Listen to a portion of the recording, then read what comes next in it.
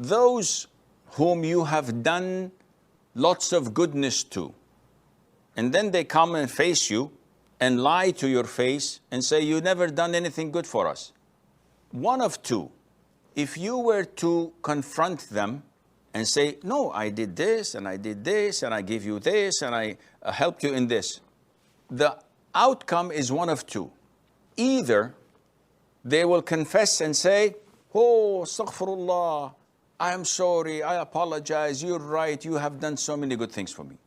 Or they will remain defiant and continue to lie and say, no, this was not done for the sake of Allah, you did not do this for me, you did not do anything.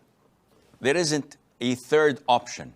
So if this is the case, number one, if you know that they have forgotten and you remind them not to rub it in, rather to open their eyes and remind them of what you had done so that they would not be ungrateful and they would excuse you, this is self-defense, and there's no problem in that.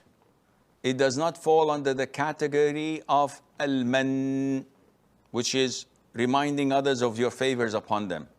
But if you know that these people are by nature ungrateful, and no matter what you show them, even if you show it to them in video, they will still deny it and say you have not done anything, the best course of action is to give them a big smile and not reply to them and not give them anything from date and ignore them and move away. De-escalate. Why? I feel I want to avenge myself. Don't. What you have done was for the sake of Allah. Keep it for the sake of Allah.